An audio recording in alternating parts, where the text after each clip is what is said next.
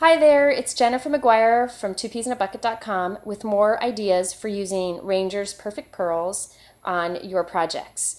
Today I did the scrapbook page and all of the different elements are using additional perfect pearl techniques. So I'm going to go through each one of them.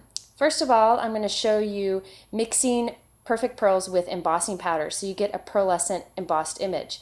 And that's what I did here with this gold flower on the green cardstock. First of all, you want to start with some white or clear, I like to use clear embossing powder, and put a little bit into a tin. You could put more and then keep your mixture on hand for future uses. It really just depends on what you want to do. And now I'm going to take a little bit of perfect pearls and mix it in. The more you mix in, the more pearlescent it'll be, but the less raised the embossed image is. So it's totally up to you. I put quite a bit in here, so it won't be very raised, but it'll be very shiny. I wanted it to be able to show up in the video. So you can just kind of play around with it. And this is just the white perfect pearl. I think it's called perfect pearl, actually. So I'm just mixing up with the tip of the end of my brush here until it's good and mixed.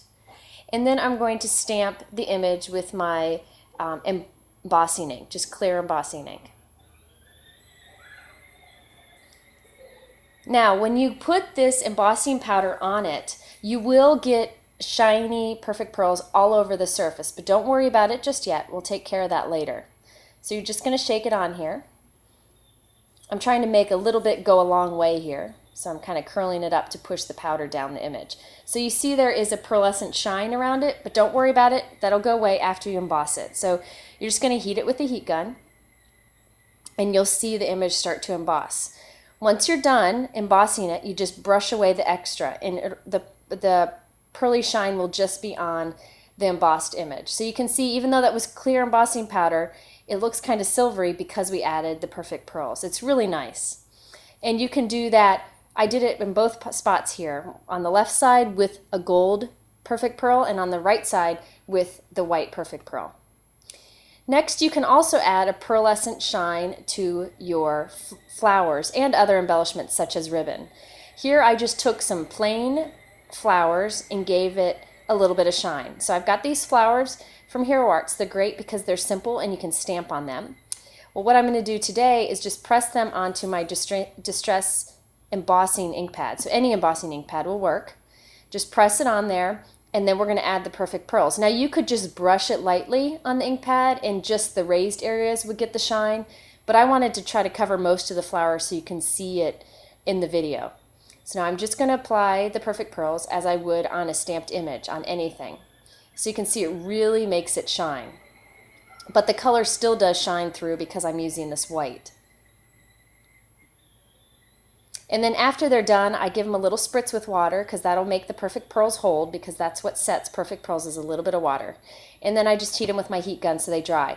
I do recommend keeping a little spot in the center where there's no perfect pearls so you can add adhesive to it. I didn't do that here, but if you want to make it stick real well to your project, you might want to do that.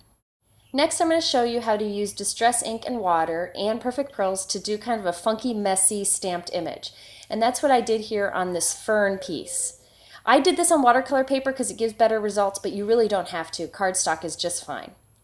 First, I'm going to stamp the image with distress ink. It's very important to use distress ink because when distress ink comes in contact with water, it kind of bleeds and does funny things. And that's important for this technique. Doesn't matter how perfect you stamped it, it goes along with the feel of the technique. Now, I'm quickly applying some perfect pearls to this. I'm using copper here because I don't want the ink to dry before I get to apply it. And I'm going to brush off the extra here. Now, what I'm going to do is go and spray with my mini mister directly onto this image. And you can spray it just a little bit so you get more of a subtle look, or you can spray it a lot like I do to get more of a drastic look. Now, as you see me spray it here, I'm going to keep spraying, you will finally start to see some of that green distress ink that I stamped with originally bleed out from underneath where the perfect pearls are. So I'm going to kind of dry it along here so it starts to come out. Adding some heat to it, you see the green starting to come out. There it starts coming out. And then I'm going to go back and add some water here and there wherever I want it to show more, so that green ink underneath the perfect pearl starts to bleed out and gives like this halo effect that's really neat. So I'm going to add some more to the top here. This was a technique that Tim Holtz taught me. I think he said he might have figured this out by accident, but some of the best techniques come out of accidents. So you can do this with flowers or anything at all. And again, if I sprayed less water, I could have less of that bleeding look to it, but it's totally up to you for whatever kind of results you want to get. And you can see how the shine is still there. There's plenty of shine, but some coloring around it. And here's a close-up look at it on the project. Now the next technique is using water and Perfect Pearls for a resist look. What I did is I actually used a new image from Hero Arts that Two Peas in a Bucket will be getting soon. It's on these circles on the picture here.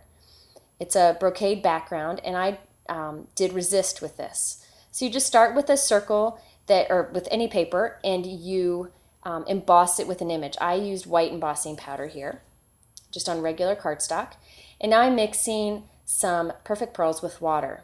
You want to get it good and watered down, and then you just paint it right over the embossed image, and the embossed area will resist it while the cardstock absorbs it.